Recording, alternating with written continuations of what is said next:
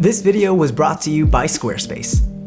Hey, what is up guys? David Zhao here, and today we're going to be talking about how to shoot better product videos and photos. While I'll be mostly talking about techniques for product videography, most of these techniques also apply to photography. We're going to talk about the importance of coverage, adding movement, demonstrating the product in use, building a story, and sound design.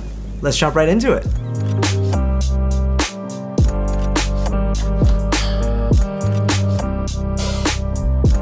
Let's start off with coverage. The concept of coverage when it comes to filmmaking is getting different angles of the same scene so that you have options in post-production to choose which composition you would like to use in a given sequence. When it comes to product videography, it just basically means having a variety of compositions showcasing your product. As an example of a product to showcase, for the sake of demonstration for today's video, we'll use a camera lens. This is the Sony 24mm f1.4 G Master. When showcasing this product in a video, you'll want to get a variety of coverage of this product. You'll want to get medium shots to showcase the product by itself, letting the viewer get a sense of what the product is in its entirety. While doing this, you'll want to get the front, back, and sides of the product. Then you'll also want to get close-up or macro shots of the product's features. For this example, we'd want to get close-ups of the buttons on the lens, the aperture ring, the switches, the lens element, as well as even just the texture of the object. With the combination of mediums and close-ups with a visual format like video, this is the closest a viewer can get to imagine the feeling and quality of the product, as if they were looking at it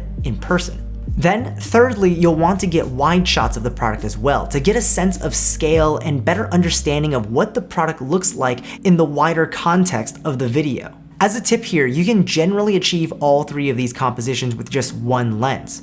If you only had a 50mm kit lens, you could achieve this by backing up for the wide shots, getting in close for the medium shots, and then if your lens's minimum focusing distance allows, getting in really close for those detailed macro shots. If your lens's minimum focusing distance doesn't allow that, no worries. You can pick up extension tubes like this one on Amazon for just around $20 to $30. While not the perfect solution and will take a bit of practice, you'll be able to get way closer to the subject without a dedicated macro lens. Personally, since I've been doing more product videography lately for the YouTube channel, I picked up the Sony 90mm f2.8 G lens. And while it is pricey, the quality speaks for itself, and I recommend it to any Sony shooters out there looking for a solid macro lens. Next, let's talk about adding movement. While beautiful stationary shots of products do wonders on their own, adding a little bit of movement to your shots can further add that professional look to the final video. Now, you can add movement in a variety of ways, whether that's with a motorized slider unit like this one, a handheld gimbal, or you could even get creative and use a DIY solution like using a towel on a flat surface to pull your camera with. Regardless of how you do it, and especially for smaller objects, the addition of background parallax makes the shot more dynamic and interesting. I always try to add either some dolly ins or dolly outs, and where possible, some orbiting shots around the product. It doesn't even have to be the camera that moves. You can easily add movement to objects using tools like a Lazy Susan, which you can get from Amazon for about $10 to $15, which it's just a turntable that you can rotate the product with. In my case, I bought this electric turntable many years ago from Amazon for $37. This not only adds dimension to the product, it again makes the shot visually more appealing. Additional tip here, for some lighter objects or thinner objects that have a hard time standing up on their own, you can buy some blue tack. You know, the stuff that held up posters in your elementary school. You can use that to prop up your product and keep it in place. The next tip would be to show the product in use. This lets the viewer see the product in the setting which they would use it if they had it. Especially if you're trying to sell a product, this is the piece that will really drive home the idea of wanting the product. Just like how the combination of medium and close-up shots lets the viewer feel like they're actually looking at the product in person, showing the product in use will really demonstrate and inspire what it would feel like to own and use the product. Think about every commercial you've ever seen, from a camera lens to clothing to a kitchen knife to an ice-cold refreshing Coca-Cola. You know what else is refreshing?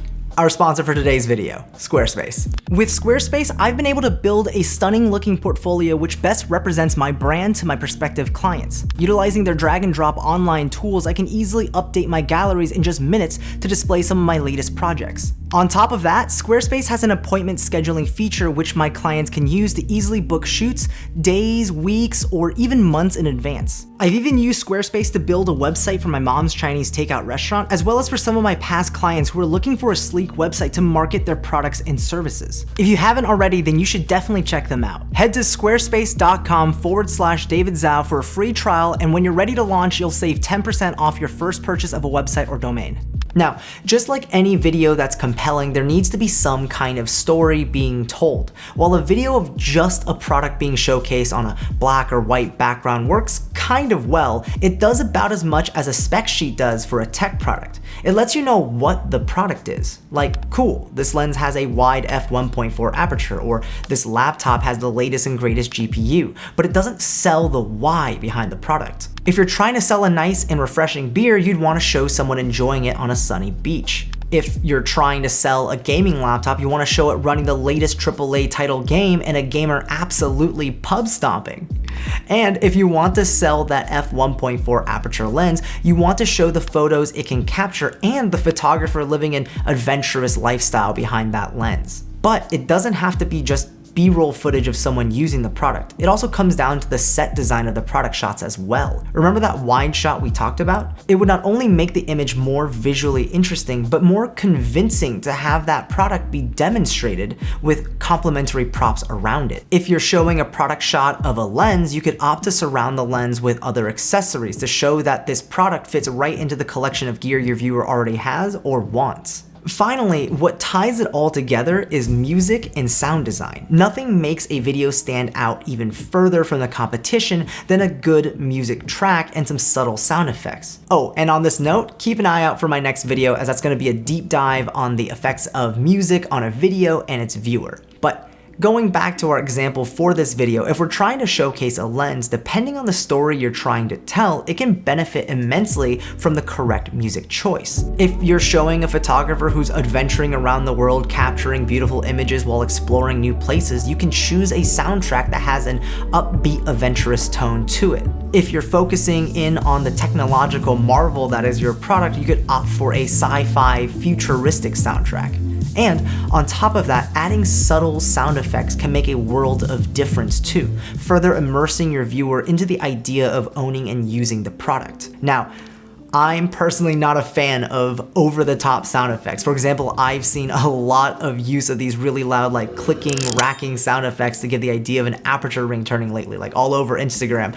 But for some people, it's super cool, and if you think it's cool, then you should add it to your edit. But personally, I think that any video and all videos can always benefit from the addition of subtle sound effects that would realistically come from the scene, also known as Foley audio.